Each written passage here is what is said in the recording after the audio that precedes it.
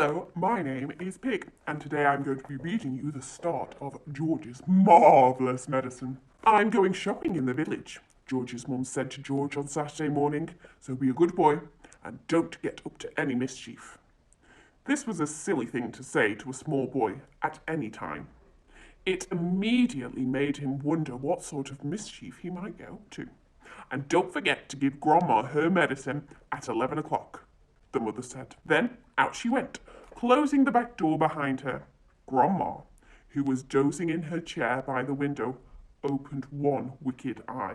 Now you heard what your mother said, George said. Don't forget my medicine. No, Grandma, George said. And just try to behave yourself for once while she's away. Yes, Grandma, George said. George was bored to tears. He didn't have a brother or a sister. His father was a farmer, and the farm they lived on was miles away from anywhere. So there was never any children to play with. He was tired of staring at pigs and hens and cows and sheep. He was especially tired of having to live in the same house as that grisly old Brunian of a grandma. Looking after her all by himself was hardly the most exciting way to spend a Saturday. You can make me a nice cup of tea to start, Grandma said to George. That'll keep you out of mischief for a minute. Yes, Grandma, George said. George couldn't help disliking Grandma. She was a selfish, grumpy old woman. She had pale brown teeth and a small, puckered-up mouth like a dog's bottom. How much sugar is in your tea today, Grandma?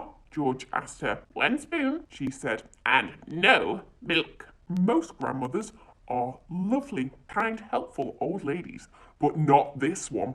She spent all day, every day, sitting in her chair by the window, and she was always complaining, grousing, grouching, grumbling, griping about something or other. Never once, even on her best days, had she smiled at George and said, Well, how are you this morning, George? Or, Why don't you and I have a game of snakes and ladders? Or, How was school today, George? She didn't seem to care about other people, only about herself. She was a miserable old grouch. George went into the kitchen and made Grandma a cup of tea with a tea bag.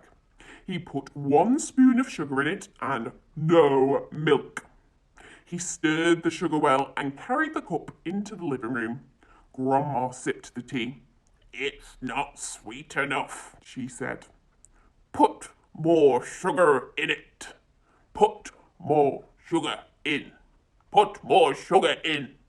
George took the cup back to the kitchen and added another spoonful of sugar. He stirred it again and carried it carefully to Grandma. There's the saucer, she said.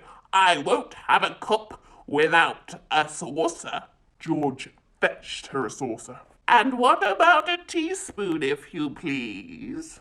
I've stirred it for you, Grandma. I stirred it well. I'll stir my own tea, thank you very much, she said. Fetch me a teaspoon. George fetched her a teaspoon. When George's mother or father were home, Grandma never ordered George about like this. It was only when she had him on her own that she began to treat him badly. You know what's the matter with you?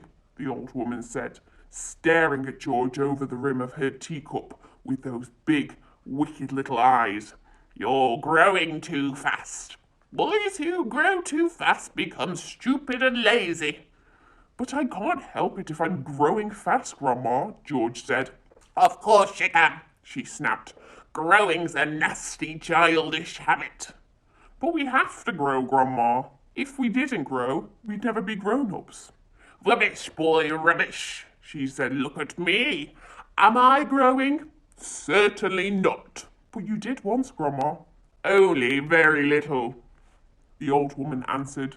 I gave up growing when I was extremely small, along with all other nasty childish habits, like laziness and disobedience and greedy and sloppiness and untidiness and stupidity. You haven't given up any of those things, have you? I'm still only a little boy, Grandma. You're 8 years old, she snorted. That's old enough to know better. If you don't stop growing soon, it'll be too late. Too late for what, Grandma? It's ridiculous, she went on. You're nearly as tall as me. George took a good look at Grandma. She certainly was a very tiny person.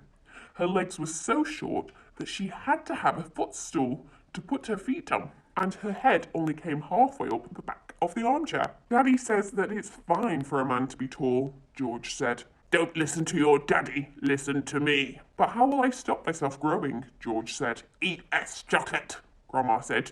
Does chocolate make you grow? It makes you grow the wrong way. Up instead of down. Grandma sipped some tea, but never took her eyes off the little boy who stood before her. Never grow up, she said. Always down. Yes, Grandma. And stop eating chocolate. Eat cabbage instead. Cabbage? Oh, no, I don't like cabbage, George said. It's not what you like or what you don't like, Grandma snapped. It's what's good for you. From now on, you must eat cabbage 3 times a day. Mountains and mountains of cabbage. And if it's got caterpillars in it, it's much better. And there we are. I hope you enjoyed this story. I definitely did. However, not a very nice grandma. I wonder what George will do next.